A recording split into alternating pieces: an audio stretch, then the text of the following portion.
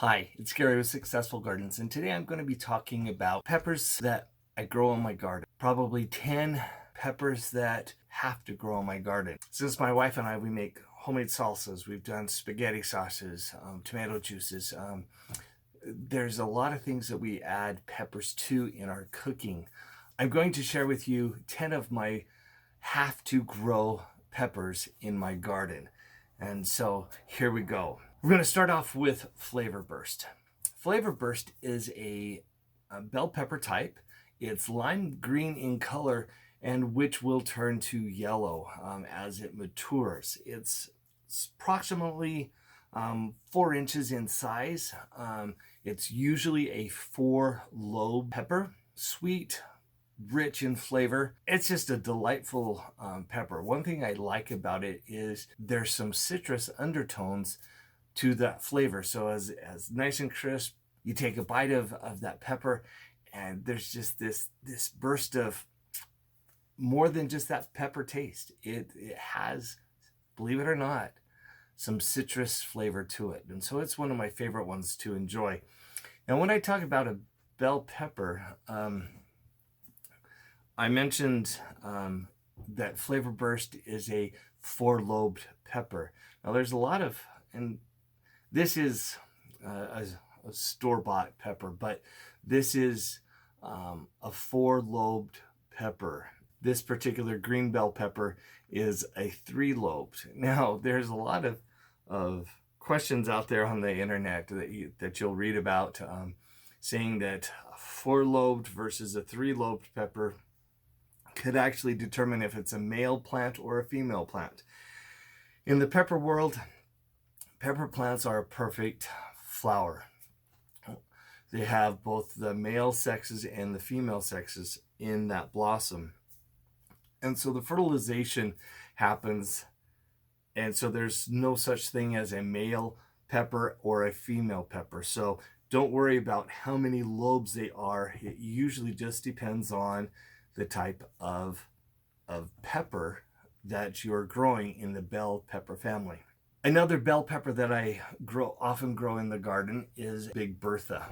Big Bertha is a elongated green bell pepper. She matures to about 7 inches in length and about 4 inches in width, and so she makes a great stuffing pepper. The pepper will also go from green, start off of green, and then for a mature color of the Big Bertha would be red. Another have to plant pepper that I grow every year in my garden is our sweet banana peppers.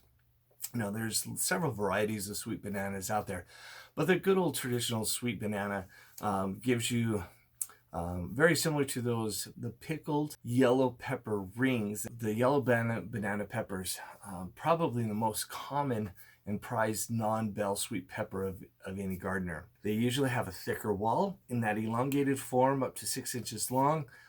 Usually a great prolific producer, and one that you can eat fresh or sauteed in any of your cooking dishes. Another sweet pepper that I often grow in the garden is Corno de Toro. This is a sweet pepper. It's an Italian type pepper, also known as horn of the bull. It has a sweet flavor and is very versatile in how you can use it, whether you eat it fresh or grilled, roasted, sauteed, but great sweet flavor that can be added to any dish. Another favorite pepper that I grow in the garden is what's called a snacking pepper. It's the peppers that you can get in packages in the produce section, but I like to grow them in my garden for the summer months. The variety that I like to grow is called Pretty and Sweet. There's been an older variety called Yum Yum, but the Pretty and Sweet is a newer variety. In fact, in 2015, it was awarded the All-American Selection winner as one of the best introduction or vegetable introductions that year. These lunchbox snacking peppers are fun to grow. Not knowing exactly which color you're going to get, but it's always fun just to see which colors are going to grow. They're about 18 inches, will grow about 18 inches tall, and they're great for patio and container gardening. There's one pepper I like to, I don't know, tease my neighbors, co-workers or such. And this is a jalapeno. Yes, this is your traditional jalapeno.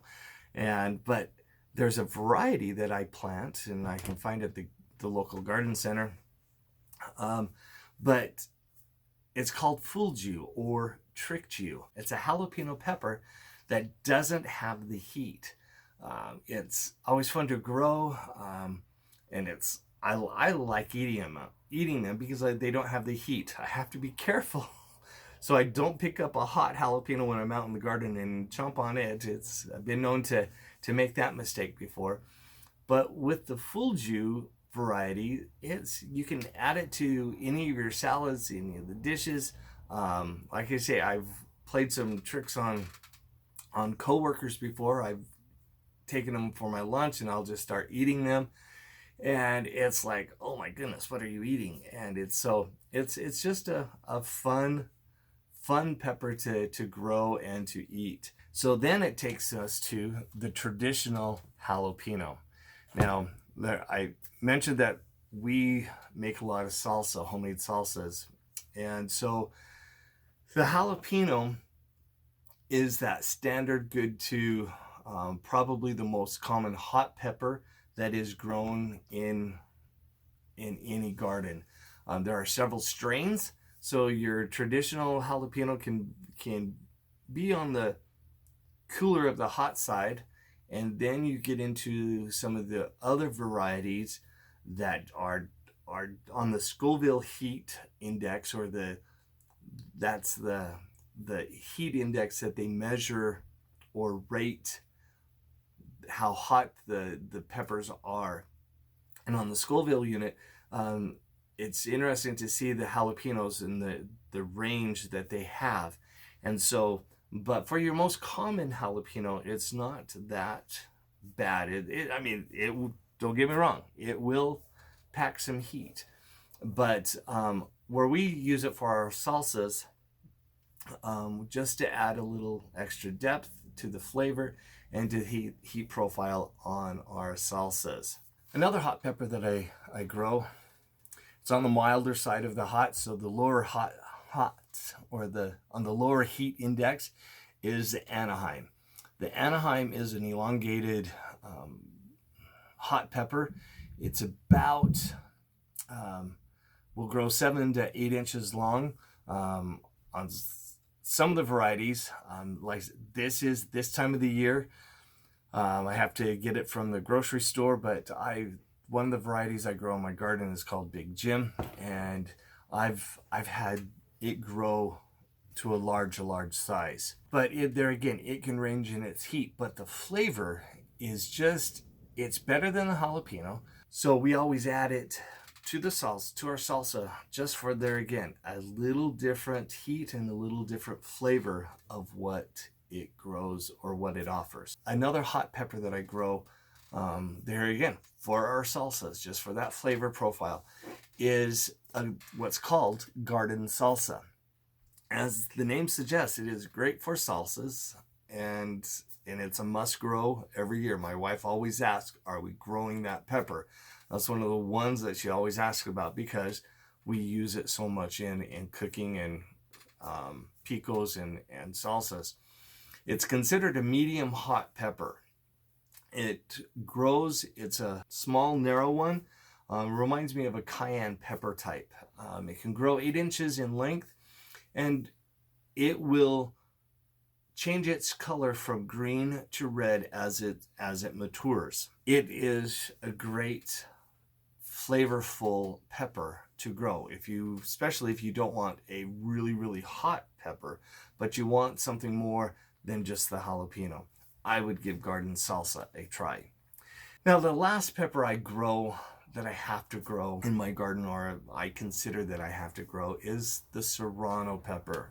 Now, serrano peppers are a kind of like a chili pepper. They're small. This is a larger one. I got this at the grocery store, but it's about 3 inches long but half an inch thick. But wow, does it pack a punch. I've been known to take some of our salsas that we've added, and if I want, as you know, as it's cooking and it's blending all the flavors, and as you taste it, before we bottle it, I've been known to actually take a whole serrano pepper and just slip it in the canning jar to let it cook and to extract that heat. And so it's always, and then try to remember which bottles I added those to. It again matures from green to red, and but it can be a tall plant, 30 inches or so, with lots and lots of little peppers on that. Those are 10 types of peppers that I grow in my garden every year. And there's several others that I do try. I'm always trying a new variety, a new color, and just to add to it. Now, one thing when you plant your peppers in your garden, you want to be careful of the proximity that you have your pepper plants. For a full mature plant, it's recommended that they are given at least a square foot to grow. You know, peppers don't like to be too tightly packed. So make sure that there's plenty of room for your peppers to grow. Growing them in containers, I would always consider at least a 9-inch minimum, but preferably a 12-inch size pot to grow those peppers in. There's several varieties that do especially well in container plants, but for the garden, you can almost grow anything that you want with peppers. This is Gary with Successful Gardens, and thanks for watching this video. Until next time, remember, let's get growing.